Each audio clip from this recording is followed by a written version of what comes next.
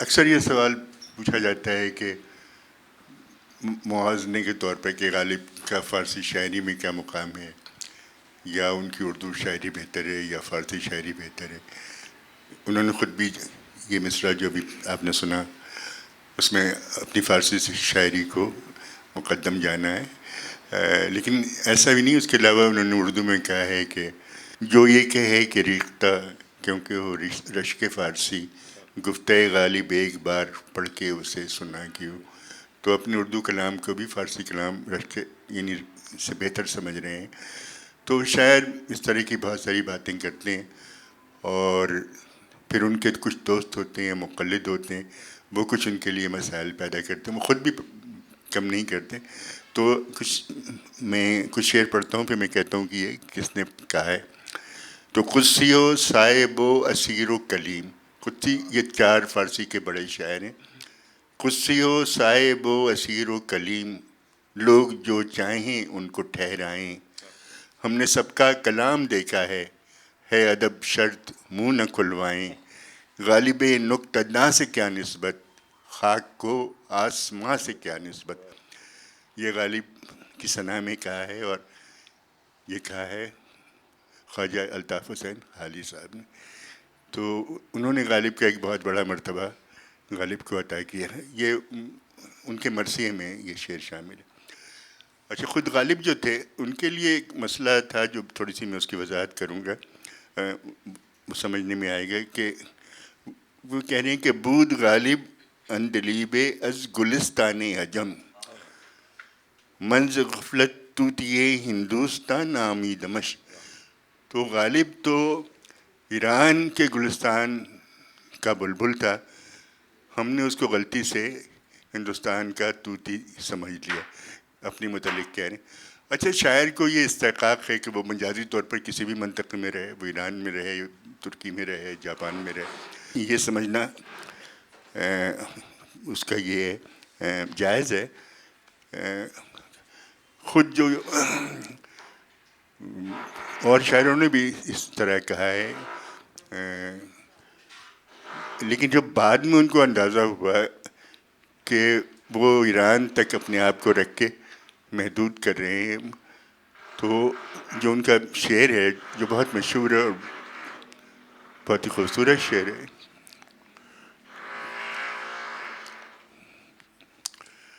سب لوگوں نے سنا ہوگا کہ ہوں گرمی نشاط تصور سے نغمہ سنج، میں اندلیب گلشن نہا آفریدہ ہوں. تو پہلے تو وہ گلستان عجم کا اندلیب کہہ رہے تھے، لیکن بعد میں وہ اس باغ کا اپنے آپ کو بلبل قرار دیتے ہیں جو ابھی تخلیق میں بھی نہیں آیا، جو میرے خیال میں وہ سچ کہہ رہے ہیں. میں اسی طرح سے غالب کو دیکھتا ہوں. اچھا، یہ کوئی نئی بات نہیں ہے، یہ غالب کا بھی یہ شعر ہے. تو اس سے پہلے قتیل ایک شاعر تھے جو غالب ان کے بڑے مخالف ہو گئے بعض بنیاد پر، ان سے پہلے کے شاعر تھے. تو اس نے بھی کہا تھا کہ میں قدسی الاصل، مطلب وہاں آسمانوں کا طائر ہوں اور اس دنیا میں آ گیا ہوں. اقبال کہتے ہیں کہ من شاید نخستی آدمم از عالم دیگر، شاید میں دوسرے دنیا کا پہلا آدمی ہوں. تو اپنے آپ سے یعنی یہ سمجھنا کہ میں اپنے وقت سے پہلے پیدا ہو گیا، اور وہ باتیں بھی اس طرح کہتے ہیں، اپنے وقت سے آگے دیکھتے ہیں، ان کا ایک ویژن ہوتا ہے. تو یہ استحقاق بھی ہے کہنے کا. تو ایک اور بڑا مشہور شعر ہے ان کا کہ، اور اس میں انہوں نے کہا تو ہے فارسی میں، اور شاید اپنی فارسی شاعری کی طرف کا اشارہ ہے ان کا. توے کہ محو سخن گستران پیشینی، مباش منکر غالب کے در زمانے تست. کہ تم جو گزرے ہوئے شاعروں کی تعریف کر رہے ہو، اپنے زمانے میں غالب کے منکر مت ہو جو کہ تمہارے زمانے میں. تو زمانہ اکثر یہ کام کرتا ہے کہ جو عصر حاضر کے شاعر ہوتے ہیں ان کے متعلق زیادہ توجہ نہیں دیتے، اور گزرے ہوئے لوگوں کی زیادہ تعریف کی جاتی ہے. غالب نے لکھا کہ نہ ستائش کی تمنا نہ صلے کی پرواہ، لیکن ایسا تھا نہیں. اگر ایسا ہوتا تو یہ شعر نہیں کہتے. تو ستائش کی بھی تمنا تھی اور صلے کی بھی پرواہ تھی، اور صلے کے لیے انہوں نے قصیدے وغیرہ بھی لکھے، ظاہر ہے۔ وہ اپنی فارسی دانی پہ بہت ناز کرتے تھے، مگر حقیقت جو تھی وہ یہ تھی کہ فارسی ایران سے ان کا کوئی تعلق نہیں تھا، نہ ان کے آبا و اجداد کا تھا۔ وہ ازبکستان وغیرہ سے کہیں سے آئے تھے، ترکی بولتے ہوئے آئے تھے۔ ان کے دادا تو نہ اردو جانتے تھے نہ فارسی جانتے تھے، ترکی میں باتیں کرتے تھے۔ ان کے والد کو کچھ آ گئی ہوگی۔ ان کی والدہ جو تھی ان کا تعلق کشمیر سے تھا، تو جن علاقوں میں برصغیر کے کسی علاقے میں بھی فارسی نہیں بولی جاتی، لیکن وہ اردو سے بھی ان کا تعلق جو ہے مشکوک ہے۔ اس لحاظ سے وہ جیسے میر صاحب اپنے آپ کو دلی کا روڑا کہتے ہیں، وہ اس میں نہیں تھے۔ تو فارسی شاعری ان کی، ابھی ہم جب ان کے اشعار پڑھیں گے تو خود آپ اندازہ لگا لیں گے۔ کچھ لوگوں نے اس پر کچھ اعتراض کیا ہے کہ یہ کچھ ایسے الفاظ لکھے جو متروک تھے، محاورے میں نہیں آ رہے تھے، لیکن اس اعتراض کی میری نظر میں کوئی حقیقت نہیں ہے، اس لیے کہ شاعر کو وہ اس زبان کا کوئی بھی لفظ لکھ سکتا ہے، تاوقت کہ وہ غلط استعمال نہ کرے اس کا۔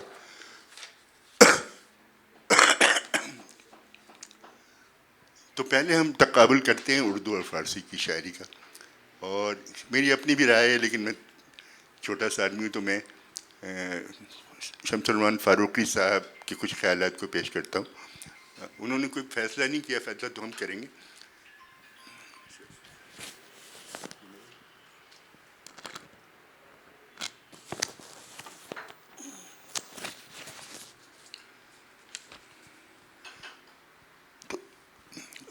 جو غالب کی اردو شاعری ہے، انہوں نے کسی حد تک سہل بھی کہا ہے، لیکن جس بنیاد پر جو متداول دیوان ہے ان کا، جس پر غالب قائم ہے، اس کے 70% اشعار ایسے ہیں جو کافی مشکل ہیں۔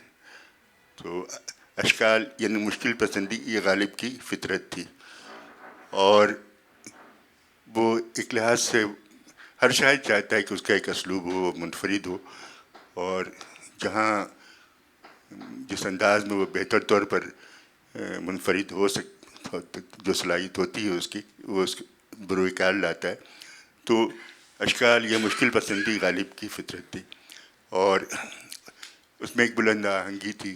فارسی کا استعمال غالب سے پہلے بھی اردو شاعروں نے کیا، اگر ابھی موقع نہیں، ورنہ میں باقی کچھ ایسے 100 شعر سنا سکتا ہوں مختلف شاعروں کے، جس میں آپ کو یہ لگے گا کہ یہ غالب نے کہا ہے، اس میں اتنے فارسی الفاظ اس طرح آتے ہیں۔ لیکن انہوں نے کچھ چیزیں، مثال طور پر ہائے کا لفظ استعمال کیا، کاوے کاوے سخت جانی ہائے تنہائی نہ پوچھ۔ تو جمع کے لیے اردو میں فارسی کے الفاظ تو بہت ہے، لیکن ہائے کے ساتھ مجھے نہیں معلوم کیا وجہ تھی، چونکہ اردو میں ہائے ہائے والا اس طرف بھی خیال چلا جاتا ہے، شاید اس لیے اس کو روکا گیا۔ غالب کے بعد بھی کسی نے نہیں کہا۔ تو یہ ایک فارسی کی کچھ نئی صورتیں بھی، کچھ نئی ترقی بھی غالب نے لائیں، اس میں استعمال کیا۔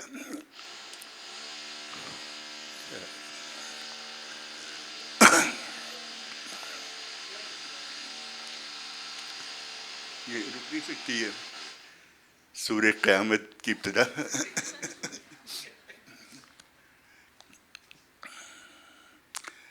وقت کتنا ہے تو یہ بھی نہیں معلوم، چلیں ٹھیک۔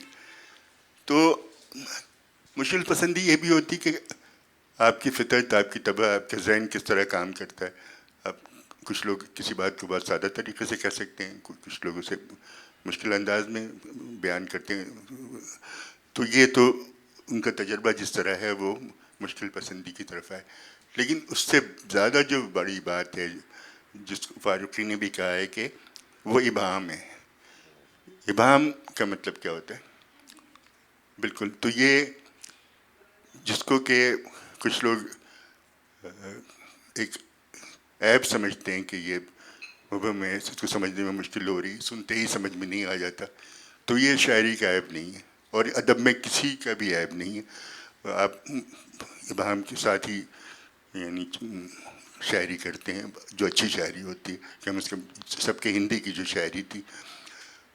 تو غالب اور فاروقی نے لکھا ہے کہ میں ابہام کو اشکال سے برتر سمجھتا ہوں. یعنی اگر مشکل پسندی اپنی جگہ پر ہے وہ بھی بہت خوبی ہے، لیکن اگر شعر میں ابہام آ رہا ہے تو وہ اس سے بھی بڑی بات ہے. چونکہ مشکل پسندی یہ ہے کہ آپ تھوڑا سا غور کریں گے تو آپ کو شعر کے معنی سمجھ میں آ جائیں گے، اور وہ معنی صرف ایک معنی ہوں گے.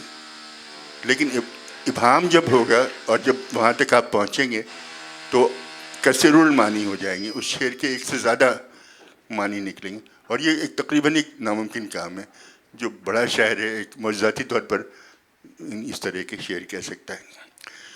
تو فارسی شاعری میں سب سے پہلی بات جو فرق ہے اردو اور فارسی شاعری میں، کہ اس میں ابہام نہیں ہے.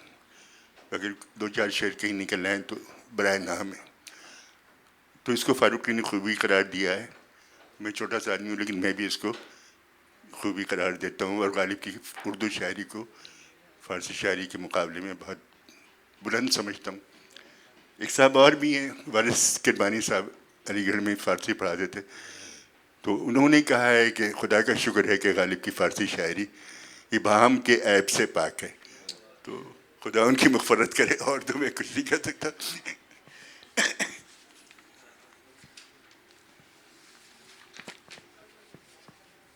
اب جب ہم جانتے ہیں کہ غالب مشکل پسند تھے، ابہام پسند تھے، تو اور غالب ہی تھے نا، تو فارسی شاعری میں ابہام کیوں نہیں آیا؟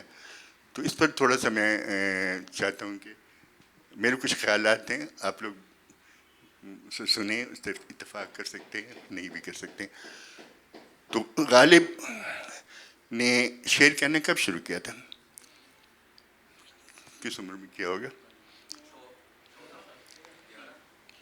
چلیں سنجیدگی سے جو آپ کہہ لیں تو 16 سال 13 سال سے ابتدا کی تھی.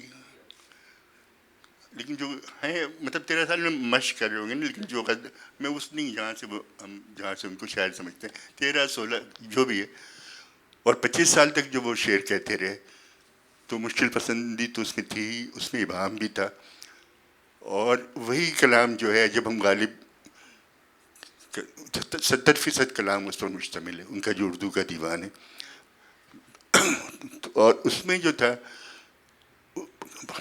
جو بہت زیادہ اس کو ہم کیا کہہ سکتے ہیں پسندیدگی تھی ان کی، وہ بے دل سے تھی.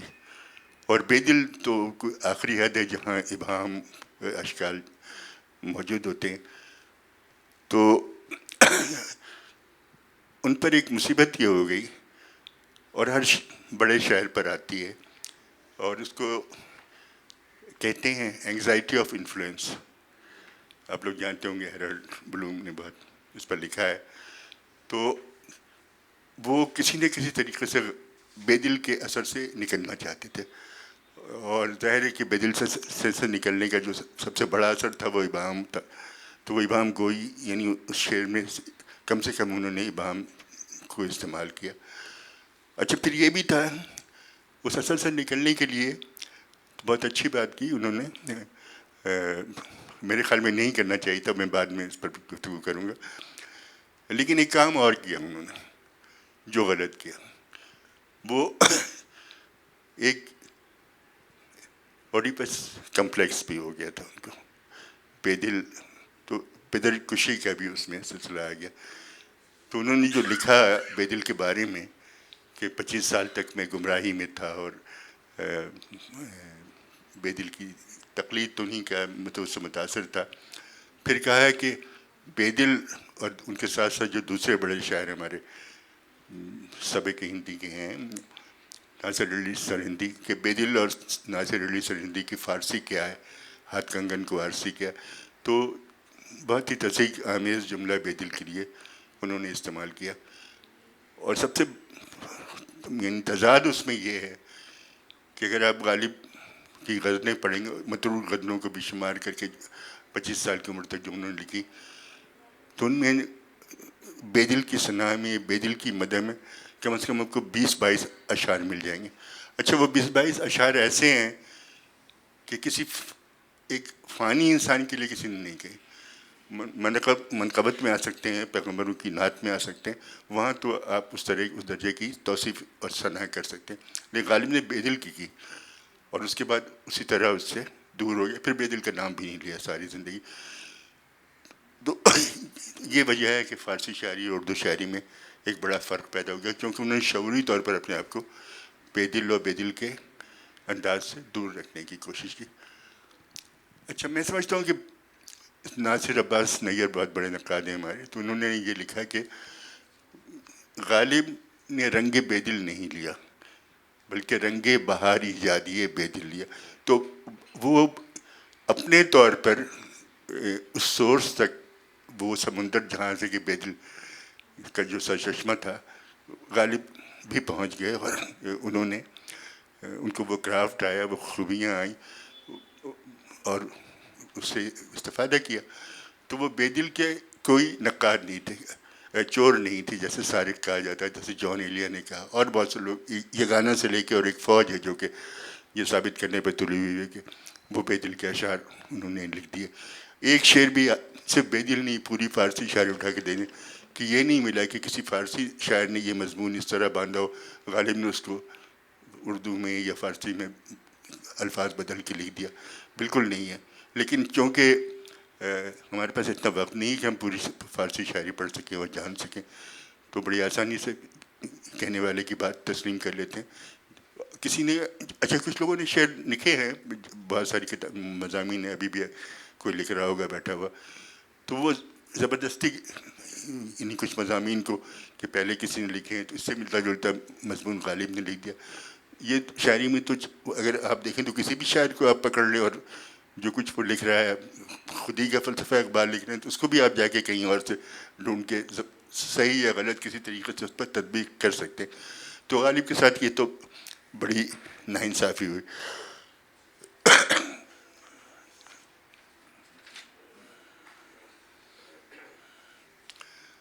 تو اتنا کچھ ہونے کے بعد بھی جب اتنے الزامات ان پر لگے، اور کسی شاعر پر اس سے بڑا کوئی الزام نہیں ہے کہ اسے یہ کہا جائے کہ اس کے اشعار جو ہیں وہ کسی اور کے چوری، یہ کردار شکنی ہے، اس کے بعد پھر اس کے پاس کچھ رہ نہیں جاتا۔ لیکن وہ اتنا بڑا شاعر تھا کہ یہ ان چیزوں کو بھی اسے نقصان تو پہنچا ہوگا، لیکن سروائیو کر رہا ہے ابھی تک۔ بے دل سے کیا سیکھا؟ بہرحال چونکہ ان سے پہلے سے تھے، بہت بڑا دماغ تھا اور ایک روشنی کا بہت بڑا مینار تھا، تو اس سے غالب چونکہ اس موضوعات سے دلچسپی تھی تو وہ سیکھنے کے لیے ان کا موقع تھا، ایک چیز تھی، موجود تھی اتنی بڑی شاعری۔ تو کچھ میں نے لکھا ہے جو سب کے ہندی کی تعریف میں بھی آتا ہے کہ استعارہ سازی، استعارہ میٹافورس، لیکن بے دل میں جو خوبی ہے کہ وہ استعارہ در استعارہ کمپلیکس بنانا، تراکیب الفاظ اس طرح کے دو تین جمع کر کے ایک مرکب استعارہ بنانا، پھر نازک خیالی، نازک خیالی کے جو شعر میں جو معنی لکھے ہوئے ہیں آپ کو اس سے بڑھ کے اس سے زیادہ معنی آپ کی سمجھ میں آئے، تو یہ جو پیچیدہ کوئی بات سادہ انداز میں نہیں کہنا، تو ایک بہت بڑی تعداد ہے جو بے دل کے فن سے سیکھنے کے بعد بے دل کے اشعار کے مقابلے میں رکھی جا سکتی ہے۔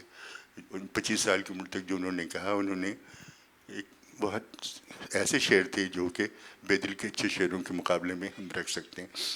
اب جیسے ایک مثال میں ہے کہ ہنگامِ زبونی ہمت انفعال، حاصل نہ کیجیے دہر سے عبرت ہی کیوں نہ ہو۔ تو عبرت بہت بڑا موضوع ہے بے دل کا بھی، لیکن غالب نے بہت ہی خوبصورت، حاصل نہ کیجیے دہر سے عبرت ہی کیوں نہ ہو۔ پھر جہاں وہ تراکیب بنانے کی بات آتی ہے کہ دل خوں شدے کشمکش حسرت دیدار، آئین بدست بت بدمست حنا ہے، تو یہ جو روانی ہے، جو اس میں فارسی الفاظ سارے آ رہے ہیں لیکن بے انتہا خوبصورتی کے ساتھ آ رہے ہیں۔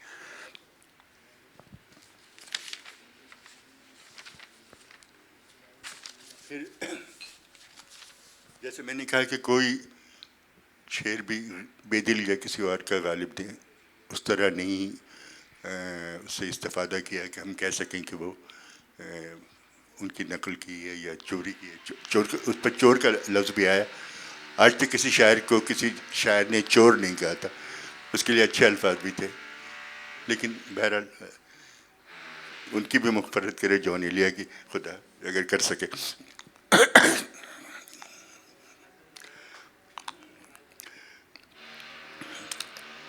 ایک اگر آپ نے سنا ہوگا، یہ بھی کوئی غالب کے خلاف سازش ہو رہی. بہت کہا جاتا ہے کہ بوئے گل نالے دل دودھ چراغ محفل، جو تیری بزم سے نکلا سو پریشان نکلا. کہ یہ بے دل کا شعر ہے کہ ہر کے از بزم تو برخاست پریشاں برخاست. تو بے دل کا دیوان میں کوئی 50 سال سے پڑھ رہا ہوں، تو مجھے تو یہ شعر نظر نہیں آیا.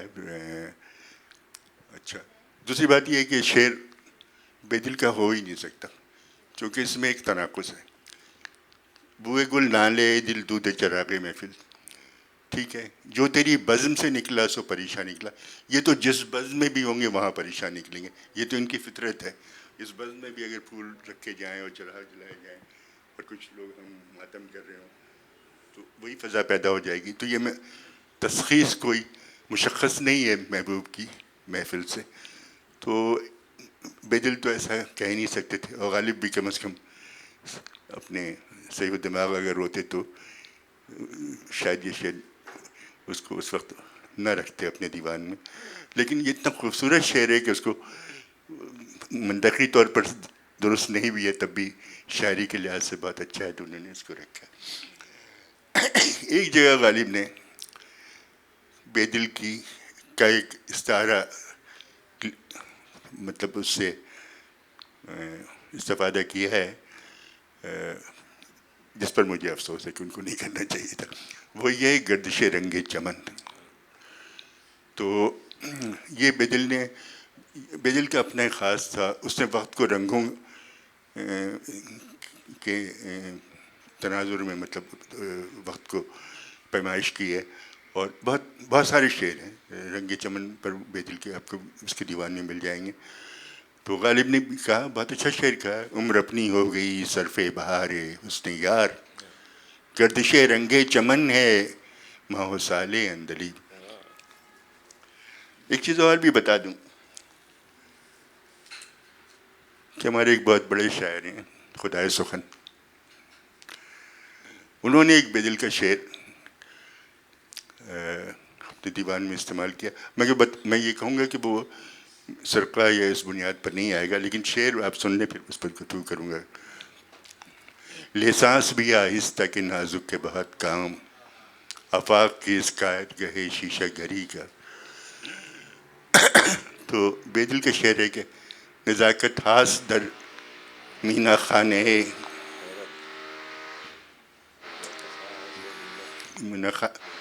نہیں، ہاں میں اس کا شور جو ہے، نزاکت ہاس در آغوش مینا خانے حیرت، یا برہم مکن تا نقشنی رنگ تماشا را. تو اپنی پلکوں کو یہ مت جھپکاؤ تاکہ تماشے کا جو رنگ ہے جو تمہیں نظر آ رہا ہے وہ بگڑ نہ جائے. تو بالکل ایک مضمون ہے جو میر اور بے دل کا ہے. لیکن ہم اس کو وہ نہیں کہیں گے جو جون ایلیا صاحب کہہ رہے تھے، چونکہ یہ بے دل کا بہت بڑا بہت مشہور شعر ہے. تو جس کو بھی شاعری سے شوق ہے وہ جانتا ہے کہ یہ بے دل کا شعر ہے، اور میر نے اس کو اردو میں منقلب کیا ہے اور بے انتہا خوبصورتی کے ساتھ لیکن صرف یہ بتانا ہے کہ ہم اس کی طرف تو بہت غالب پر پریشان کرتے ہیں غالب کو، اور یہ جو بالکل سامنے ایک چیز نظر آ رہی ہے اس پر ہم گفتگو کوئی کرنے کو گوارا نہیں کرتا. چلیں یہ بات تھی. اب میں ٹھیک ہے، یہ فارسی کے کچھ شعر ساتھ ہیں، بعد میں شعر پڑھوں گا. میں یہی چاہ رہا. میں نے سوچا تھا کہ ویسے تو افضال صاحب نے اس کی طرف اشارہ کیا، میں نے سوچا تھا کہ ہم غالب کی ان کی آئیڈینٹی سے اگر شروع کریں، جس آئیڈینٹی کو ہم آپ نہیں طے کر رہے کہ یہ غالب کی آئیڈینٹی ہے، بلکہ غالب نے اپنی آئیڈینٹی جو ہے وہ خود طے کی، وہاں سے اگر ہم شروع کرتے ہیں اور پھر ان کی جو ہے وہ شاعری پہ آتے ہیں. میں نے چھوٹے غالب نے جو ہے وہ خطوط بہت لکھے ہیں، آپ سب نے پڑھے ہوں گے اردو میں جو ہے وہ بہت خطوط ہیں. جتنے خطوط انہوں نے اردو میں لکھے اس کے برابر یا کہیں اس سے زیادہ انہوں نے جو ہے وہ فارسی میں لکھے ہیں، اور اس میں انہوں نے اپنی آئیڈینٹی جو وہ سمجھتے تھے کہ جو ان کی آئیڈینٹی ہے وہ طے کی ہے. تو میں چاہ رہا تھا اگر ہم وہاں سے تھوڑا شروع کریں. ایک صاحب تھے مولوی سراج الدین احمد صاحب، جو کلکتے میں ان سے غالب کا واسطہ ہوا. وہ غالب کے رشتہ دار بھی تھے، ان کے خلاف بھی تھے وغیرہ وغیرہ. اس میں انہوں نے لکھا ہے، ان کا فارسی کا خط ہے، اس میں وہ لکھ رہے ہیں کہ صاحب کہ ترک نژادم، یعنی کہ میں ترک نژاد ہوں، I am by extraction a Turk, و نسب من بے افراسیاب و پشنگ می پیوندد، اور میرا جو نسب ہے وہ افراسیاب اور پشنگ سے جا کے ملتا ہے. یہ دو میتھیکل بادشاہ ہیں، جیسے کہ افضال صاحب نے کہا، کوئی حقیقت نہیں ہے، لیکن بہرحال وہ اس سے اپنا وہ جوڑتے تھے. پھر وہ کہہ رہے ہیں کہ وہ بزرگان من از آنجا کے با سلجوکیان پیوند ہم گوہری داشتند، اور میرے جو بزرگان تھے وہ سلجوکیوں سے ہم گوہری کا پیوند رکھتے تھے. ہم گوہری کا مطلب یہ کہ جو ان کا ایسنس تھا وہی ان کا، یعنی کہ اس کو اگر ہم آج کی زبان میں کریں تو رشتہ داری تھی ان کی سلجوکیوں سے، جو کہ اس زمانے کے بادشاہ تھے. عہد دولت اینان رایت سروری و سپہبودی افراشتند، اور سلجوکیوں کے زمانے میں انہوں نے سرداری کا اور سپہ سالاری کا جو ہے وہ پرچم اٹھایا. تو یہاں تک تو باد سپری شدن روزگار جاہمندی آن گروہ طائفے چن بے ناروائی و بینوائی روی آورد. اور جب سلجوکیوں کا دور ختم ہوا اور چونکہ وہ لوگ ناروائی اور بے نوائی سے جو ہے ان کو واسطہ پڑا، تو جمعی را ذوق راہزنی و غارت گری از جائے برد. تو ان کے بزرگوں میں سے ایک جو گروہ تھا اس کو راہزنی یعنی کہ ڈاکو بن گئے وہ، آسان الفاظ میں. وہ گروہ و طائفے را کشا ورزی پیش گشت، اور ایک دوسرے گروہ نے جو ہے وہ کھیتی باڑی کا سامان جو ہے وہ کھیتی باڑی کی طرف آ گئے. نیاگان مرا بے توران زمین شہر سمرقند آرامش گاہ شد، کہ میرے جو بزرگ تھے وہ سمرقند آ گئے. تو پہلے تو یہاں تو طے ہوا کہ غالب اپنی ایک آئیڈینٹی جو ہے وہ ترک جو ہے وہ مانتے تھے، اپنے آپ کو ٹرک کہتے تھے.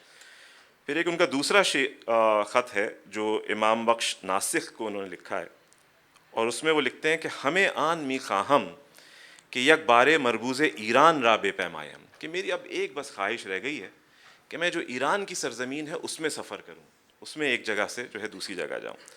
وہ آتش کدہ ہائے شیراز را بن گرم، اور جو شیراز کے آتش کدے ہیں ان کو دیکھو.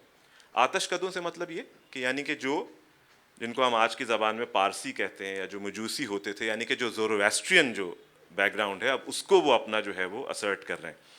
تو ایک طرف ہم نے دیکھا کہ انہوں نے اپنے آپ کو ٹرک کہا، پھر اس کے بعد وہ اب جو پری اسلامک آئیڈینٹی ہے، جو زورویسٹرین آئیڈینٹی ہے، اس کو وہ افرم کر رہے ہیں. اور وہ کہہ رہے ہیں کہ اگر پائے عمر بے سنگ نہ آیت فرجام کار بے نجف اشرف بے نرسم، اور اگر میرے پاؤں کو ٹھوکر نہ لگے، پتھر سے ٹکرا نہ جائے، تو میں آخر کار جو ہے وہ نجف اشرف میں جو ہے وہ آؤں. نجف اشرف ہم کو پتہ ہے کہ حضرت علی کا مزار ہے وہاں. اور اس کے بعد لکھتے ہیں کہ وہ مزار آن را کے اسکیش آبائم بے در آورد و بی خود بے خود کشید، اور اس کے مزار پہ جس نے مجھے بے خودی سے اپنی طرف کھینچ لیا، اور اپنے آبا کے مذہب سے کھینچ لیا، اس کی طرف جاؤں. مستانِ جان دہم، مستانہ وار میں اس مزار پہ جا کے اپنی جان دے دوں. وہ سر بے بالین فنا نہم، اور جو فنا کی جو تکیہ ہے اس پہ اپنا سر رکھ دوں حضرت علی کے مزار کے اوپر. اس میں ایک دلچسپ بات جیسے میں نے عرض کی کہ وہ یہ کہہ رہے ہیں کہ وہ ان کا مزار جنہوں نے مجھے اپنے آبا کے مذہب سے نکال کے اپنے مذہب کی طرف جو ہے وہ منتقل کر دیا. اور اس کے بعد ایک شعر جو ہم اعجاز کے ساتھ بہت ڈسکس کرتے تھے، وہ ان کا جو اگین ان کی جو آئیڈینٹی کا ہے کہ غالب از ہندوستان بے گریز فرصت مفت تو وسط، کہ غالب ہندوستان سے بھاگ جاؤ، تمہارے لیے یہی ایک جو ہے وہ اپرچونٹی ہے، ایک یہی موقع ہے. در نجف مردن خوشست در و در اصفہان زیستن، کہ جو ہے نجف میں جو ہے وہ مرنا اچھا ہے اور اصفہان میں جو ہے وہ جینا اچھا ہے. تو ہم نے دیکھا کہ دو خطوط میں غالب نے اپنی آئیڈینٹی شروع کی ترکوں سے، اس کے بعد وہ ایران کے شیراز کے آتش کدوں میں پھرے، اور آخر کار انہوں نے جو ہے وہ نجف میں دفن ہونا. اس کے بعد ان کا ایک اور شعر ہے جو ان کی آئیڈینٹی کو بڑا دلچسپ ہے، اور وہ کہتے ہیں کہ بامن میاویز اے پدر فرزند آذر را نگر، بامن میاویز اے پدر فرزند آذر را نگر، ہر کس کے شد صاحب نظر دینے بزرگان خوش نہ کرد. کہ اے بزرگ صاحب مجھ سے آپ مت لڑیں، 52 میاویز اے پدر کہ مجھ سے مت الجھیں، فرزند آزر را نگر، جو آزر کا جو بیٹا ہے اس کو دیکھیں. آزر کون تھے؟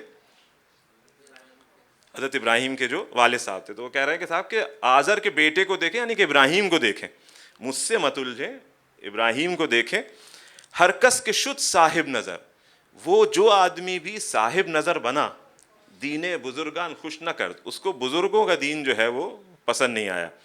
اس پہ حالی نے ایک بڑا مزے کا جو ہے جملہ کہا ہے کہ صاحب کہ یہ صرف جو ہے وہ موضوع آفرینی نہیں ہے.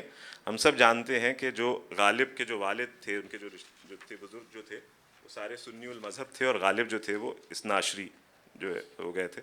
تو میں یہ صرف by way of his own enunciation of his identity, کہ جس طرح سے وہ اپنی آئیڈینٹی کو دیکھتے تھے. ایک چیز جس کی طرف میں جانا چاہ رہا تھا، یقین طور پہ حجاز افضال صاحب بھی اس پہ بات کریں گے، میں بھی جو ہے ہم دیکھیں گے. وہ غالب کی جب ہم فارسی شاعری کی بات کرتے ہیں تو ہم سب سے زیادہ ان کی غزلوں کی بات کرتے ہیں، جو یقینی طور پہ سب ہمارے جو ہے وہ دلچسپی کا موضوع ہے. لیکن غالب نے مثنویاں بھی جو ہیں وہ کہیں ہیں بہت ساری، اور تقریباً 14 کے قریب جو ہے انہوں نے مثنویاں کہیں ہیں. اور اگر آپ کو مثنوی کا شوق ہے اور مثنوی کا ذوق ہے تو آپ کو یقین طور پہ مولانا روم کی مثنوی بھی ذہن میں ہوگی، اور آپ کو جو ہے منطق الطیر بھی جو ہے وہ ذہن میں ہوگی جو عطار کی ہے. لیکن غالب کی جو مثنوی ہے وہ بہت ہی مختلف ہے. میں یہاں پہ ایک جو ہے آپ کو سنانا چاہ رہا تھا ایک پیرا. علامہ نیاز فتح پوری صاحب جو ہے ایک ہمارے بہت بڑے نقاد رہے ہیں. افضال صاحب سے بھی ہم ان کی رائے پوچھیں گے کہ ان کی نیاز فتح پوری صاحب کے ساتھ کیا تھی. نیاز فتح پوری صاحب واز اے کوئنٹیسینشیل جرنلسٹ، اور یہ میں اس لیے کہہ رہا ہوں کہ he was a quintessential journalist because he loved controversy. مطلب جہاں ان کو ذرا سی بھی کوئی کنٹروورسی نظر آتی تھی وہ اس کو چھوڑتے نہیں تھے. تو انہوں نے ایک جگہ پہ کہا ہے کہ ان کا ایک خط ہے، اس میں سے میں سنانا چاہ رہا تھا. وہ کہہ رہے ہیں کہ میرے نزدیک غالب نے اپنی عمر میں 2 غلطیاں کیں. اب آپ سوچئے، میرے نزدیک غالب نے اپنی عمر میں 2 غلطیاں کیں، ایک بہت بڑی اور ایک بہت چھوٹی. بڑی یہ کہ اس نے ریختہ میں شاعری کی. ریختہ مطلب اردو میں شاعری کی. کہ بڑی غلطی غالب نے یہ کی کہ اس نے اردو میں شاعری کی. تو مقدمہ تو یہیں ختم ہو گیا. بڑی یہ کہ اس نے اردو میں ریختہ میں شاعری کی، اور چھوٹی یہ کہ اس نے فارسی میں غزلیں بھی کہیں. یعنی کہ چھوٹی غلطی یہ ہے کہ فارسی میں غزلیں کہیں، یہ غلطی ہے، غزلیں نہیں کہنا چاہیے تھا. اس کے بعد وہ کہہ رہے ہیں اگر آج اس کا اردو دیوان، جسے وہ خود بھی مجموعہ بے رنگ کہتا ہے، موجود نہ ہوتا، اور جو وقت تغزل فارسی میں صرف کیا ہے وہ مثنوی میں صرف کیا جاتا، تو غالب کی حقیقی عظمت کا کوئی اندازہ کرتا یا نہ کرتا، لیکن دنیا اس کا جواب پیش نہ کر سکتی. یعنی کہہ یہ رہے ہیں کہ اردو میں شاعری کرنا غلط کیا، فارسی میں غزلیں کہنا غلط کیا، فارسی میں صرف مثنوی کہنا. اس کے بعد کہتے ہیں کہ اس کے یہ معنی نہیں ہے کہ میں اس کے دیوان ریختہ یا تغزل فارسی کا مداح و معترف نہیں ہوں، بلکہ مقصود یہ ظاہر کرنا ہے کہ فطرت نے اسے جس کام کے لیے پیدا کیا تھا اس کی طرف اس نے پوری توجہ نہیں کی. اب یہ ایک بڑی انٹرسٹنگ رائے ہے، غلط ہی کیوں نہ ہو، اور بہت ہی کنٹروورشل ہے. اور میں یہاں پہ ایک غالب کا ایک شعر ہے جو علامہ نیاز فتح پوری کے ایپیٹاف پہ، یعنی کہ ان کا جو کتبہ ہے قبر کا، اس پہ لکھا ہوا ہے. اور اگر میں آپ کو غالب کا وہ شعر سناؤں اور آپ علامہ نیاز فتح پوری کی اس بیان کو ذہن میں رکھیں، اور علامہ نیاز فتح پوری کا جیسے میں نے لکھا کہ in his entire journalistic career he courted controversy. ان کا نگار ایک بہت مشہور جو ہے وہ میگزین نکلا کرتا تھا جس میں ادبی مارکے، ادبی سارے کے سارے اختلافی چیزیں بہت ہوتی. غالب کا ایک شعر ہے کہ زمن بے جرم تپیدن کنارے می کر دی، بیا بے خاک بنو آرمیدنم بنگر. کہہ رہے ہیں کہ زمن بے جرم تپیدن کنارے می کر دی، کہ جب میں زندہ تھا تو مجھ سے تڑپنے کے جرم میں، جب میں تمہاری محبت میں تڑپا کرتا تھا تو تم نے مجھ سے کنارہ کشی اختیار کر لی تھی. You shunned me while I was restless in love for you. زمن بے جرم تپیدن کنارے می کر دی، بیا بے خاک منو آرمیدنم بنگر. اب آج آؤ میری خاک پہ اور میرا آرام کرنا دیکھو. یہ جو ہے علامہ نیاز فتح پوری کا شعر ہے جو ان کے کتبے پہ لکھا ہوا ہے، اور میرے خیال سے اتنا برمحل جو ہے وہ غالب کے شعر کا استعمال جو ہے وہ انہوں نے کیا ہے. میرا خیال ہے کہ انہوں نے یہ اپنے ول میں لکھا ہوگا کتبے پہ یہ والا شعر لکھنا اپنی حرکتوں کے پیش نظر. بہرحال میں مثنوی پہ صرف بات کرنے کے تھوڑا سا آپ کا جو ہے وہ وقت. غالب نے جیسے میں نے عرض کیا کہ انہوں نے جو ہے وہ تقریباً 14 کے قریب جو ہے وہ مثنویاں لکھی، اور میں ان کی 2.5 مثنویوں کے متعلق جو ہے آپ سے بہت ہی مختصر سی بات کرنا چاہ رہا ہوں. غالب آپ سب جانتے ہیں کہ غالب کی زندگی کا ایک بہت مشہور جو واقعہ ہے وہ یہ کہ وہ پینشن لینے کے سلسلے میں کلکتے گئے تھے. That was probably the only longest journey he ever undertook in his entire life. تو وہ ان کا بہت مشہور واقعہ ہے زندگی کا. اور جب وہ کلکتے جا رہے تھے تو انہوں نے بہت دیر ایک جگہ بنارس میں قیام کیا تھا. اور بنارس جیسا کہ آپ مجھ سے بہتر جانتے ہیں، بنارس جو ہے وہ ہندوازم کا ایک بہت بڑا سینٹر ہے، اس کو کاشی جو ہے وہ کہا جاتا ہے. تو لوگوں نے یہ اسپیکولیٹ کیا، انکلوڈنگ علامہ نیاز فتح پوری who wouldn't miss a controversy، وہ یہ تھا کہ بھئی غالب جب کلکتے جا رہے تھے تو انہوں نے اتنا قیام بنارس میں کیوں کیا، کیا وجہ تھی کہ وہ جو ہے انہوں نے اتنا قیام کیا. تو لوگوں نے ایک شعر ڈھونڈا ہے غالب کی غزل سے جو یہ بتاتا ہے کہ غالب نے جو ہے وہ کیوں اتنا بنارس میں قیام کیا. اور وہ شعر ہے، یہ مالک رام نے ڈھونڈا ہے. مالک رام بھی بہت بڑے اسکالر تھے غالب کے. انہوں نے ایک شعر یہ کہا ہے کہ کاش کان بتے کاشی در پذیر ادم غالب. کاشی، جیسے میں نے آپ کو عرض کیا کہ کاشی جو ہے وہ بنارس کا پرانا نام ہے.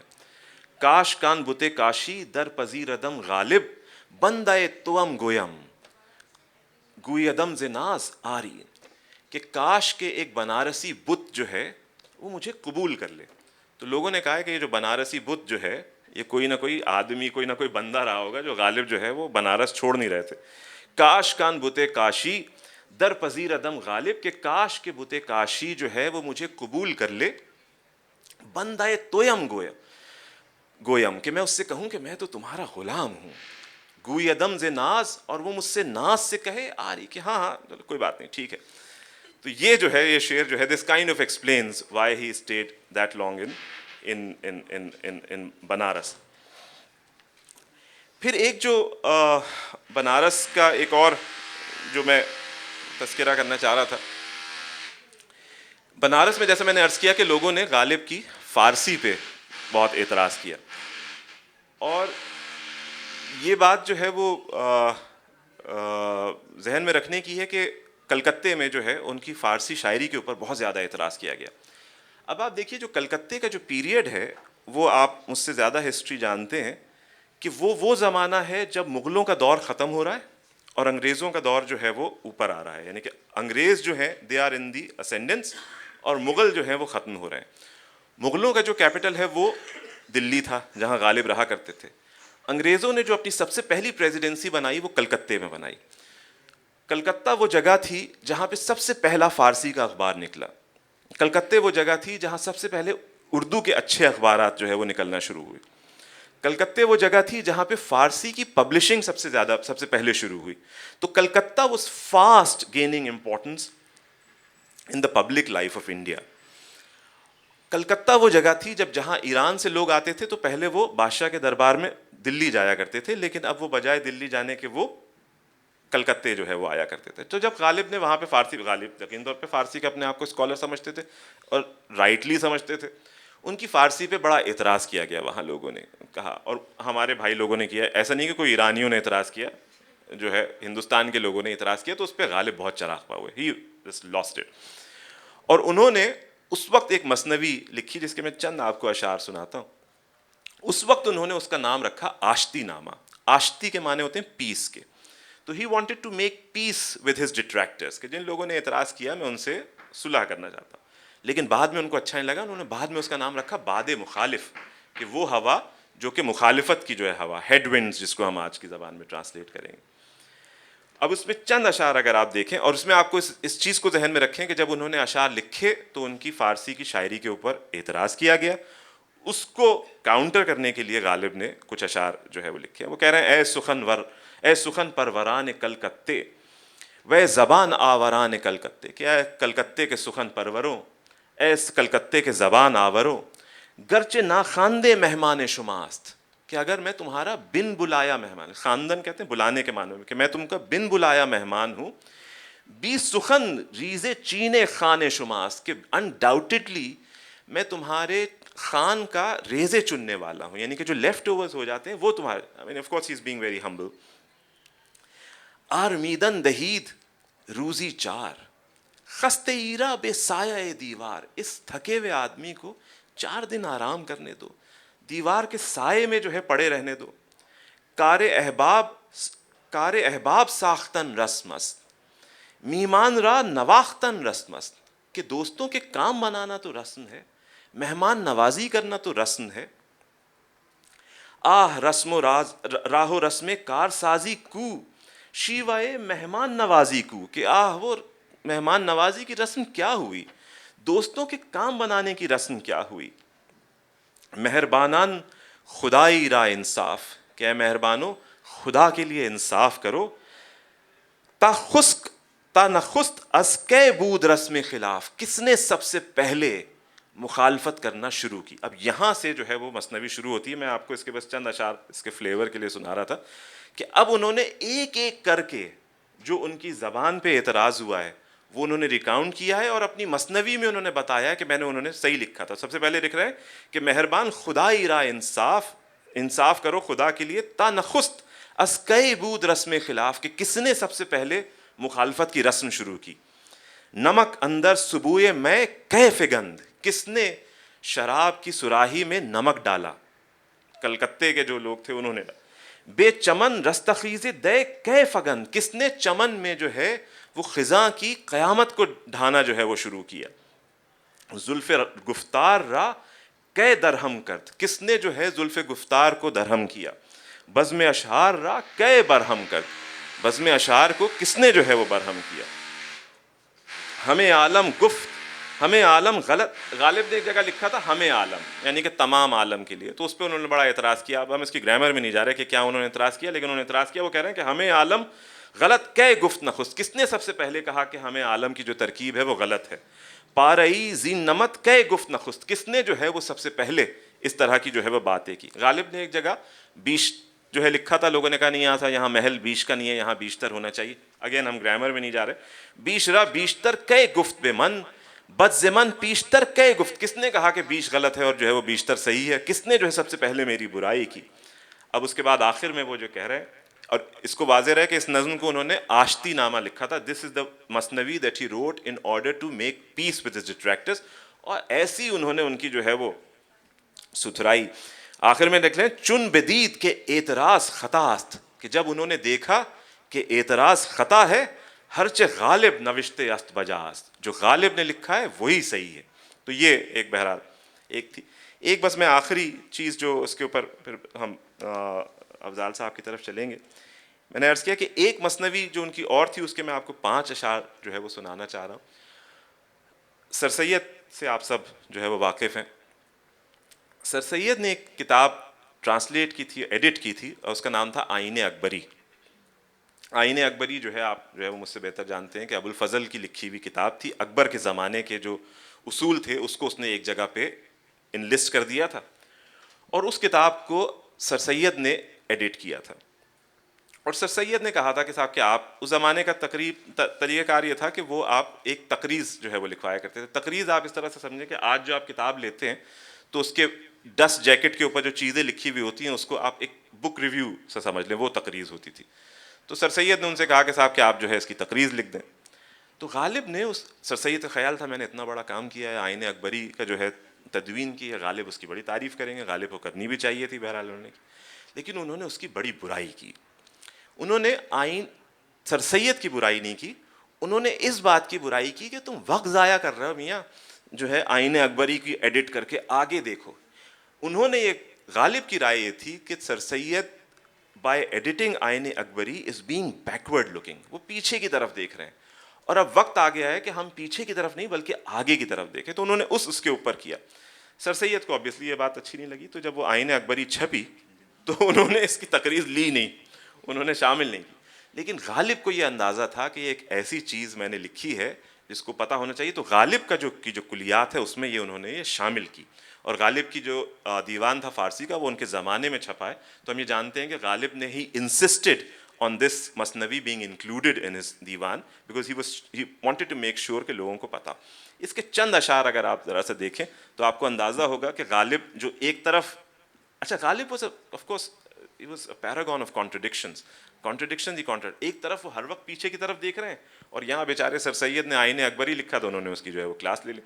تو بہرحال اب اس میں وہ لکھ رہے ہیں کہ صاحبان انگلستان رانگر شیواؤ انداز اینان رانگر, کہ جو انگلستان کے لوگ ہیں ان کو دیکھو میاں, شیواؤ وہ انداز اینان رانگر, ان کا جو انداز ہے, ان کا جو شیوا ہے اس کو دیکھو.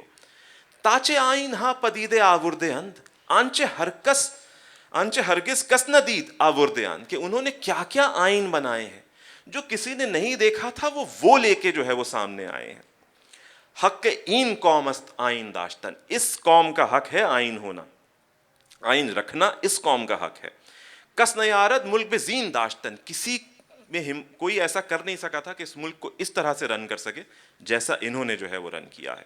اب اس کے بعد وہ 2-3 مثالیں دے رہے ہیں. آتشی کا سنگ بیرون آوردند, کہ انہوں نے تو پتھر سے جو ہے وہ آگ نکال لی ہے. ان ہنرمندان ز خس چو آوردن, انہوں نے تو وائرز, یعنی کہ جس طرح سے وائرز میں تار میں جو الیکٹریسٹی جا رہی ہے, اس طرح سے دیکھو انہوں نے جو ہے وہ تنکوں کے ساتھ جو ہے وہ کیا کیا ہے.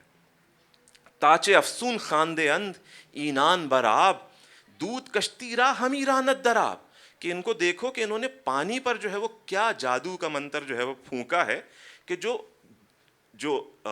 بھاپ ہے, جو سٹیم انجن کی بات کر رہے ہیں, وہ کس طرح سے کشتی کو پانی پر جو ہے وہ چلا رہی. نغمے ہائے بھی زخمے اساز آوردند, کہ انہوں نے مزراب کے بغیر جو ہے وہ ساز سے نغمے جو ہے وہ نکال لیے ہیں. حرف چن طائر بے پرواز آوردند, فون کی بات کر رہے ہیں, یعنی کہ جو پرواز حرفوں کو, الفاظ کو جو ہے وہ پرندوں کی طرح انہوں نے جو ہے وہ کر دیا.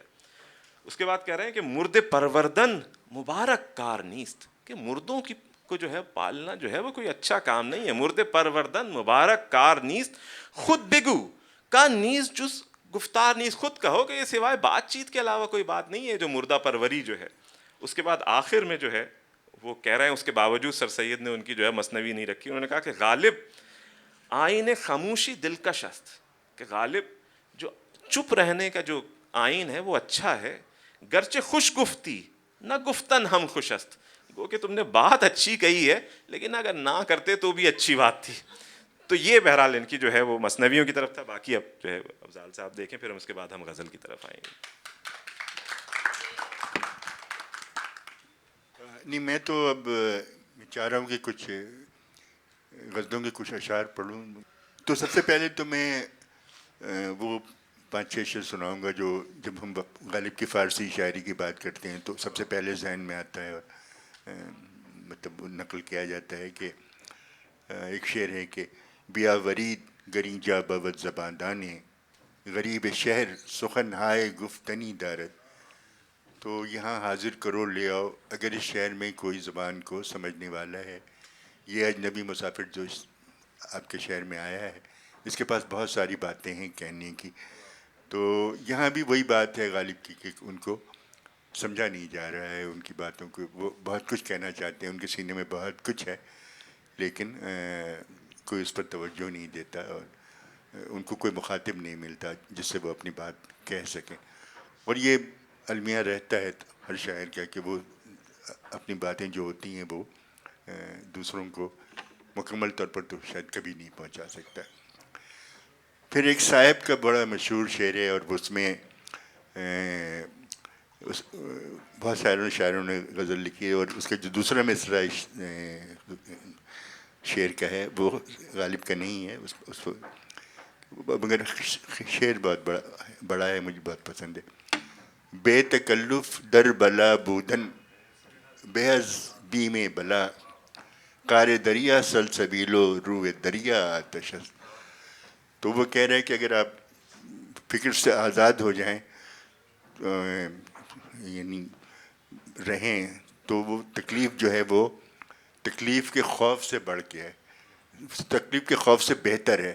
ایک مستقل خوف میں رہنا وہ ایک الگ عذاب ہے, اور اس عذاب میں جب آپ مبتلا ہو جاتے ہیں تو کم از کم یہ خوف کہ مجھ پر عذاب طاری ہونے والا ہے وہ تو نکل جاتا ہے نا, عذاب آپ کے پاس آ گیا. تو ایک انسانی زندگی کی عجیب و غریب اس سے. اور مثال یہ دی ہے کہ قار دریا کا جو تہ جو ہے وہ سلسبیل ہے, وہاں یعنی سلسبیل تو جنت کی نہر ہے, وہاں آرام ہے آپ کو. اور روئے دریا، دریا کی سطح جو ہے وہ آگ کی طرح ہے کہ جب تک آپ ڈوب نہیں جاتے آپ اس خوف میں رہتے ہیں کہ آپ ڈوب جائیں گے، ختم ہو جائیں گے، لیکن جب ڈوب کے اندر پہنچ گئے تو پھر آرام ہی آرام. تو ایک عجیب شعر ہے لیکن نیا خیال ہے، اور ظاہر غالب کے اشعار اور خیالات تو مطلب منفرد ہوتے ہیں. پھر یہ بھی بہت مشہور شعر ہے، بھی پڑھا جاتا ہے، آغشتائم ہر سر خار بخون دل، قانون باغبانی ہے صحرا نوشتائم.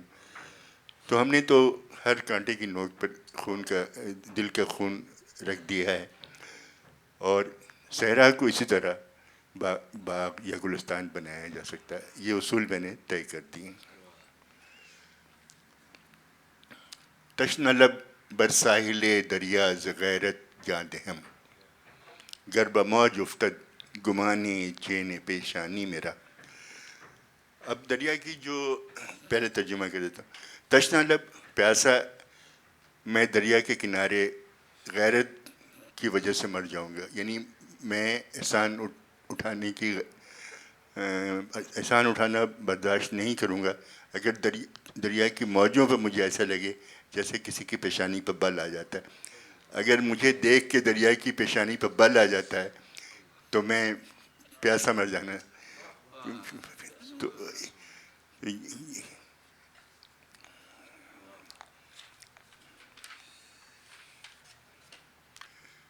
پھر کچھ شعر ہیں، اور میں چاہتا ہوں کہ آپ لوگ سنیں، چونکہ نہ مجھے دوبارہ کہیں ایسا موقع ملے گا، اور شاید آپ لوگوں کو تو خیر ملے گا بہت، لیکن جو کچھ انتخاب میں نے کیے ہیں، چونکہ میں ایسے بہت تساہل پسند ہوں، تو کوئی مضمون لکھنا اور شائع کرانا یہ سب چیزیں ذریعہ مشکل ہوتی ہیں. تو فلسفہ، زندگی کو دیکھنا، یہ ساری چیزیں غالب کے ساتھ ہیں، اور اس کے بغیر تو اس کی شاعری نہیں ہے.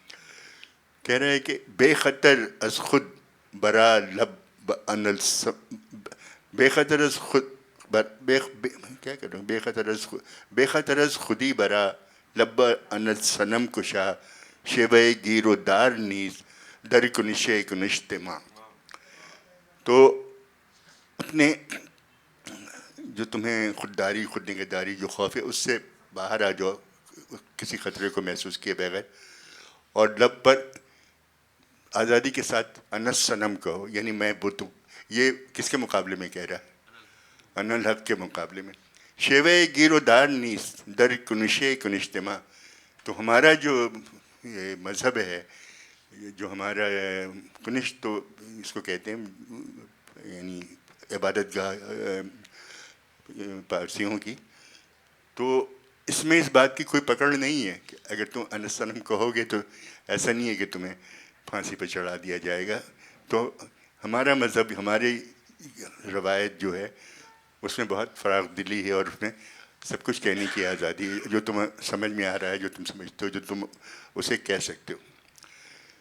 پھر ایک بہت مشہور شعر ہے، وہ مجھے بہت پسند ہے، سیدھا سیدھا شعر ہے وہ. آراز کے در سینے ما است نواز است، برتار دواں گفت و بر منبر نہ تواں گفت. جو میرے سینے میں راز ہے نا، وہ کوئی واز نہیں ہے، کوئی لیکچر، کوئی سرمن نہیں ہے.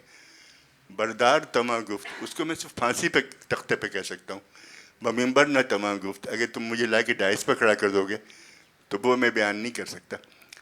تو آراز کے در سینے ما است نواز است، بردار تما گفت و بمنبر نہ تما گفت.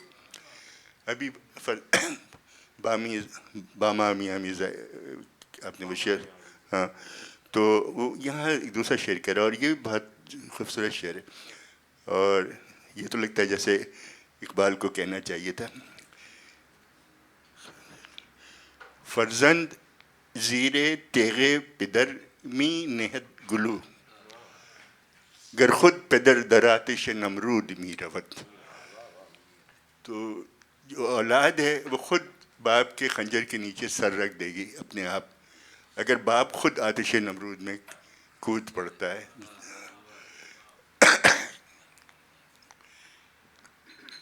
پھر کبھی ایسا بھی ہوتا ہے نا کہ اب بالکل ہر چیز سے بیزار ہو جاتی ہیں، ہر بات آپ کو غلط لگتی ہے، اور لگتی ہے، سب کو لگتی ہے، ہمیں بھی لگتی ہے، اور آپ کو بھی کسی وقت ایسے ہی لگتی ہوگی. لیکن جب اس کا پیمانہ اندازے سے بڑھ جاتا ہے تو کہہ رہا ہے خوشا کے گنبد چرخے کہن فرو رزت اگرچہ خود ہم ابر فرق من فرو رزت. اچھا ہے کہ آسمان کا گنبد گر پڑے اگرچہ خود میرے سر پہ گر پڑے لیکن گر پڑے.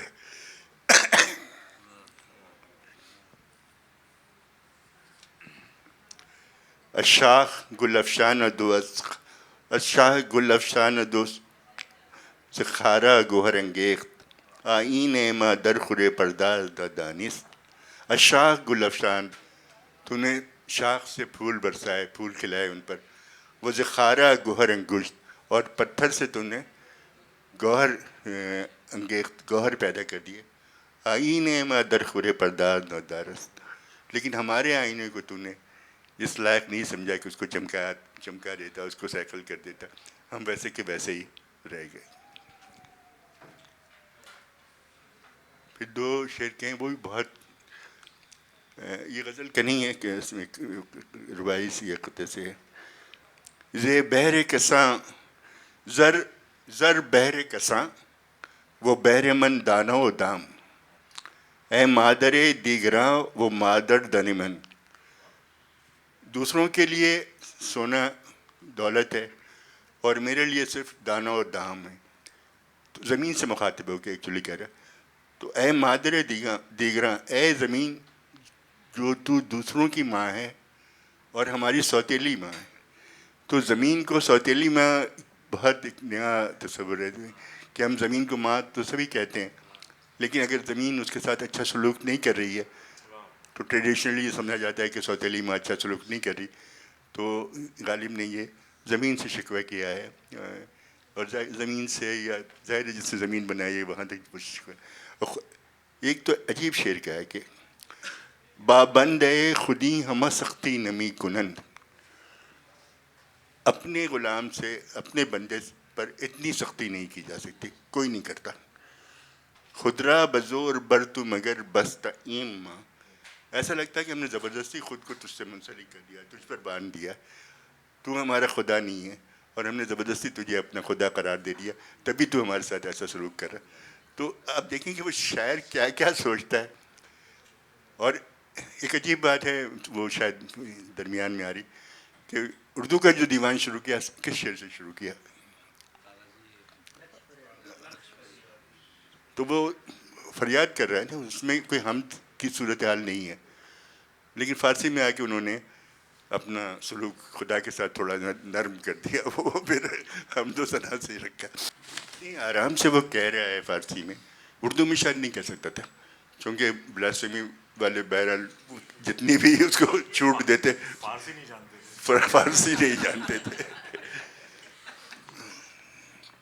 کہہ رہا وقت کاری جنبش خلخال گندر ساق تست. وقت کاری جنبش خلخال گندر ساق تست. حلقے رغبت بگوش خون منصور افغنت.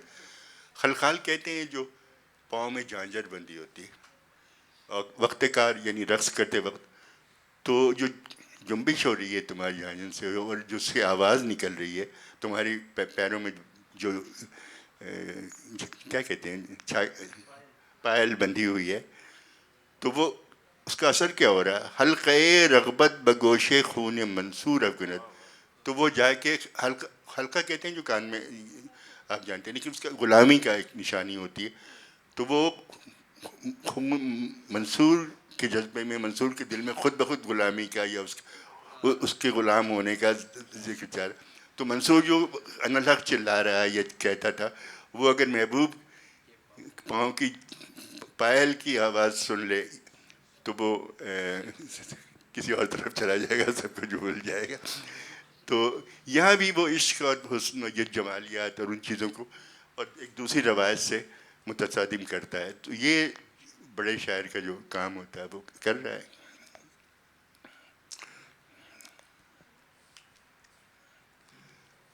اچھا ہر شاعر چاہتا ہے کہ محبوب آپ کے قدموں میں بہت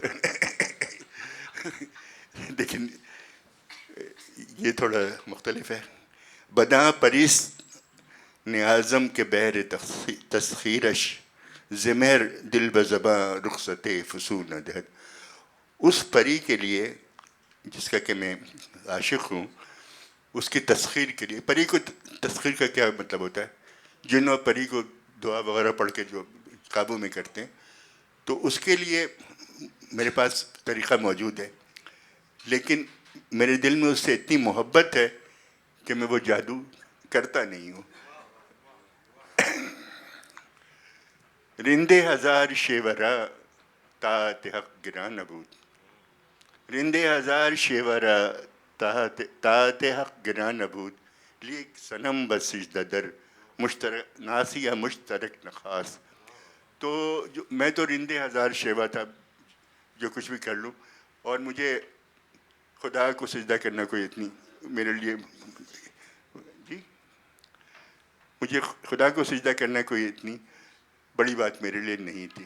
میں تو بہت سارے کام کر لیتا ہوں، لیکن معشوق جو ہے وہ نہیں چاہتا ہے کہ اس کی چوکھٹ پر سجدہ کر، جو سجدہ کرنے والا ہے اس کی زمین کہیں اور بھی جھکی ہوئی ہو، سجدہ مشترک نہیں ہو.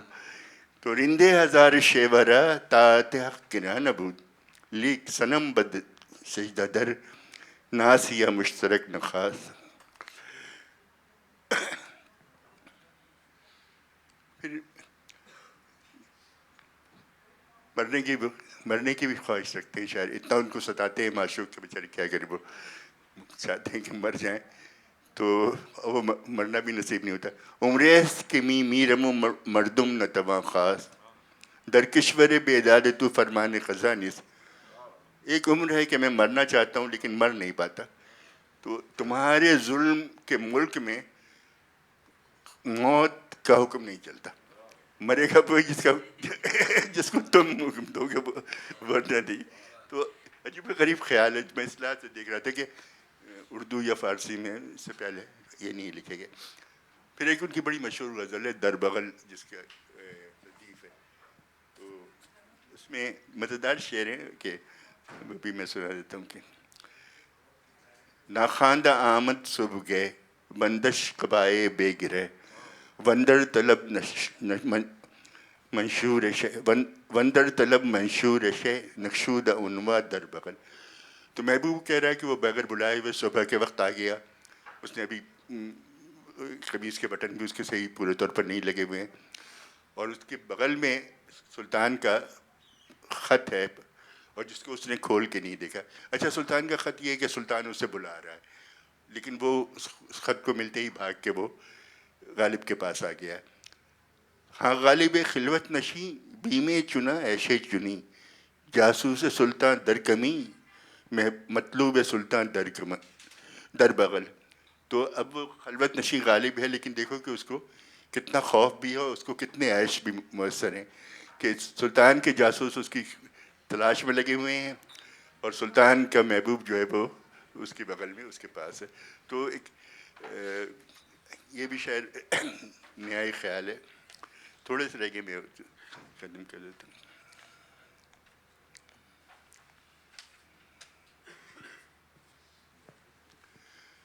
لوگ مجھ سے پوچھتے ہیں کہ غالب مشکل پسند کیوں تھا؟ بہت سے جواب ہو سکتے ہیں. تو ایک جواب میں کیا کہنا چاہیے جو دیتا ہوں آپ سمجھ سکتے ہیں کہ وہ کیوں تھا، کہ اس کا محبوب مشکل پسند تھا. اور کہتا ہے کہ بلبل دلت بنا لے خوبی و بندنس، آسود زی کے یار تو مشکل پسند نہیں. تو وہ بلبل کو کہہ رہا ہے کہ تم تو نالا وغیرہ کر رہے ہو، اور خوشی سے رہو کہ تمہارا یار جو ہے وہ مشکل پسند نہیں ہے، ورنہ ہمارا یار تو رونے بھی نہیں دیتا. پھر ہم بات کرتے ہیں، اس کی کوئی خاص ضرورت نہیں تھی، لیکن کچھ شعر اردو اور فارسی میں، بہت اور بھی ہوں گے، مجھے پڑھتے وقت ابھی دو نظر آئے جو بہت مشہور ہیں. چونخیزد سخن کس درون جان بود، برید آباد زبانی کہ خون چکا نہ بود. تو اگر آپ کے سینے میں درد نہیں ہو تو پھر آپ اچھے شعر کیسے کہیں گے؟ تو وہ زبان کٹ جائے جس سے خون نہ ٹپک رہا ہو. تو اردو میں کہا ہے کہ رگوں میں دوڑتے پھرنے کہ ہم نہیں قائل، جو آنکھی سے نہ ٹپکے وہ پھر لہو کیا. اندرا روز کے پرشش رود از ہرچی گذشت کاش بامن سخن از حسرت ما نیز کند. اس روز کے جب یہ حساب کتاب ہوگا کہ کیا کیا گزری تمہاری زندگی میں، یعنی قیامت کا دن، تو کاش ہم سے ہماری حسرت کا حساب بھی لیں. تو آتا ہے داغ حسرت دل کا شمار یاد، مجھ سے میرے گناہ کا حساب ہے خدا نہ مان. تو یہ کچھ اس میں ہمیں نظر آئے تھے. بس تھوڑے سے اور شعر پڑھ کے میں ختم کر دیتا ہوں.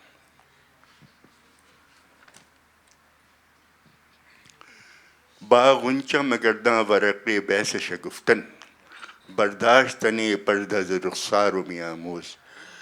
تو غنچے سے یہ کھلنے ملنے کی بحث مت کرو، تم محبوب کے چہرے سے پردہ اٹھانے کا طریقہ سیکھو. شراب تو ظاہر ہے کہ میرا تو خیال ہے کہ وہ دنیا میں شراب پینے آئے تھے، اس کے علاوہ ان کو اور کوئی کام نہیں تھا. وہ کبھی حساب کریں گے کہ انہوں نے کتنے پیسے ان کو زندگی میں حاصل ہوئے اور جو سب انہوں نے لٹا دیے، اور کوئی اور دوسرا شمار نہیں ملتا کہ کوئی اور شغل و شراب وہ چیز جس کے لیے ہم کو ہو بہشت عزیز سوائے باد گلفام میں مشبو کیا. وہ آخر وقت تک غدر کے بعد بھی جب ان کو پینشن ملی لے رہے ہیں، بحث کر رہے ہیں کہ پہلے تو 16 روپے کریڈٹ ملتی تھی تو انہوں نے 24 روپے کر دیا. تو بہت مزیدار بات. بہرحال وہ جو شعر کہتے ہیں کہ میں صافی ز فرنگ آمد و شاہد ز تتار مانا دانیم کے بغداد و بستامی است. تو جو نیچ شراب ہے وہ فرنگ یورپ سے آتی ہے، اور معشوق جو ہے تتار سے. وہ آپ کے وہ کوئی قاف اور یہ وہ سارے لوگ بہت مشہور تھے. میں نہیں جانتا کہ بغداد اور بستام یہ دو شہر ہیں، وہ ہیں یا نہیں. مجھے تو صرف یہ دو چیزوں کا سورس معلوم ہے، یہی میرے لیے کافی ہے. پھر ایک شعر ہے جو مجھے بہت حیرت ہے کہ یادگار غالب میں حال ہی نے بھی اس کو جہاں منتخب اشعار رکھے ہیں اس میں اس کو رکھا ہے. غالب اگر نہ خرقہ و مصحف بہم فروخت. خرقہ کہتے ہیں وہ مذہبی کتاب، اور مصحف آپ سمجھتے ہیں کہ کس کو کہتے ہیں کہ الہامی کتاب کو. تو غالب نے اگر مصحف اور خرقہ دونوں باہم ایک ساتھ بیچ دیا، ایک ایک کر کے نہیں ایک ساتھ بیچ دیا. غالب اگر نہ خرقہ و مصحف بہم فروخت پرسد چرا کے نرخ میں لال فام چیز. تو وہ غالب پوچھ رہا ہے کہ لال فام شراب کی قیمت کیا ہے. تو یہ تو بالکل ہی فقیر ہے، اس کے پاس تو کچھ نہیں ہے. تو لگتا ہے کہ اس نے آخری جو اس کا سرمایہ تھا خرقہ و مصحف وہ بھی بیچ دیا. آج اس کے پاس کچھ پیسے آ گئے تو اب یہ شراب کا بھاؤ معلوم کرنے جا رہا. یہ دوسرا شعر ہے، یہ بڑے اچھی طرح سے ہائے پرکار یہ ساقی کے بارباب نظر میں با انداز و پیمانہ با انداز دہد. اب ساقی پرکاری مطلب جس کو بہت لوگوں کو خوش کرنے کا آرٹ آتا ہو، تو ساقی جو ہے ارباب نظر یعنی عاشقوں سے یا شاعروں سے، وہ آج بہت میں با اندازہ و پیمانہ با انداز. تو میں اندازے سے یعنی اندازے سے مطلب ناپ تول کے تھوڑی دے رہا ہے، اور پیمانہ جب پیش اس میں تو تھوڑی ہے لیکن پیمانہ بہت انداز کے ساتھ پیش کر رہا ہے. وہ اس لیے پیش کر رہا ہے کہ وہ شراب کم دے گا، تو اس کے کمپنسیشن کے لیے وہ اپنی ادائیں اپنی مہربانی یعنی اس کے ساتھ پیش کر رہا ہے کہ اس کو شکایت کرنے کا موقع نہ ملے. تو یہ بھی ایک انسانی تعلقات میں بہت جگہوں پر یہ بات سمجھ میں آتی ہے کہ آپ کو کہیں کوئی چیز غیر ضروری طور پر آپ کے ساتھ کوئی اچھا سلوک کر رہا ہے تو اس کا مطلب کہیں آپ کے ساتھ کوئی گڑبڑ ہو چکی ہے.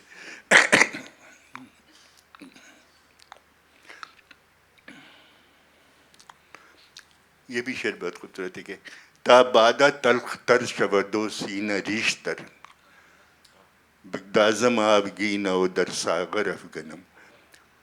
کہ تاکہ شراب جو ہے وہ اور زیادہ کڑوی ہو جائے اور سینہ اور زیادہ زخمی ہو جائے، میں شراب کے گلاس کو پگھلا دیتا ہوں اور اس کو سراہی میں ڈال دیتا ہوں.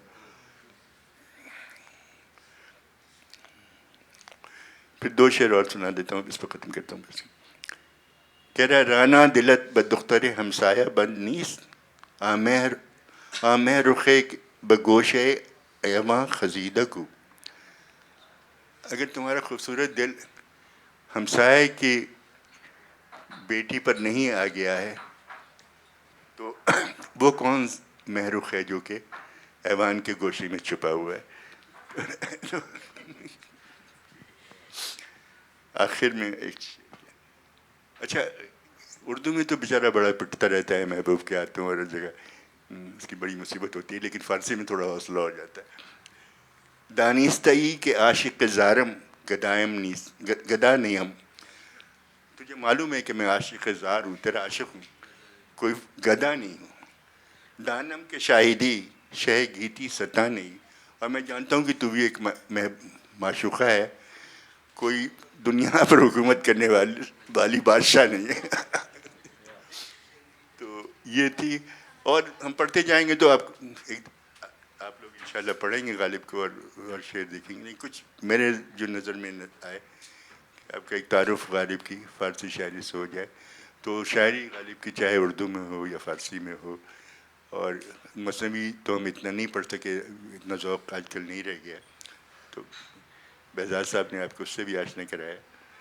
بہزاد صاحب میں صرف ایک چیز کی طرف جو آپ کی توجہ دلانا چاہ رہا تھا. آپ جب فارسی کا دیوان دیکھیں گے تو ایک بات جو غالب کے ہاں آپ کو بڑی دلچسپ، اور کس ترجمے کا، اس کے اوپر یہ والی نٹس اینڈ بولٹس والی بات بھی کرنی ہے. ہاں یہ تو ہے. تو بھائی جب ہم حجاز صاحب کے ساتھ ہم فارسی کہ ہم نے بہت پڑھا ہے، تو اگر آپ کو اوریجنل ٹیکسٹ دیکھنا ہے تو وہ 3 جلدوں میں چھپا ہوا ہے مرتضیٰ فاضل صاحب کا. وہ تو اوریجنل ٹیکسٹ ہے، اور اس کی جو تیسری جلد ہے اس میں غزلیات ہیں. چونکہ ہمیں غزلوں کے علاوہ مثنوی بھی اچھی لگتی ہے تو وہ دوسری جلد میں ہے. تو یہ تو آپ کو ان کا شاعری کا جو وہ ہے، یہ 3 جلدوں میں ہے مرتضیٰ فاضل صاحب کا چھپا ہوا. مجلس ترقی ادب کا جو اس کا چھپا ہوا، یہ آپ دیکھیے. تراجم جو ہیں وہ ان کے اردو میں تو 2 بیسک ہیں. ایک تو صوفی غلام مصطفیٰ تبسم صاحب کا 2 جلدوں میں ترجمہ ہے جو مجھے تو بہت اچھا لگتا ہے، اور دوسرا یک جلدی ہے خواجہ حمید یزدانی صاحب کا، وہ بھی بہت اچھا جو ہے ترجمہ ہے. انگریزی کی طرف اگر آپ آ جائیں تو انگریزی میں ان کے منتخب اشعار کا یوسف حسین صاحب ہیں، انہوں نے ان کا ترجمہ کیا ہے انگریزی میں. انگریزی میں ذرا سا مسئلہ یہ ہوتا ہے کہ فارسی کا ترجمہ انگریزی میں ذرا مزہ نہیں آتا. مطلب یہ ایک ہے اردو سے ہم اس کی ایک ہے، آپ کو پتہ ہے کہ اس کی پراکسیمیٹی ہے اردو سے تو اس میں لطف آتا ہے، لیکن بہرحال بہت اچھا ترجمہ ہے.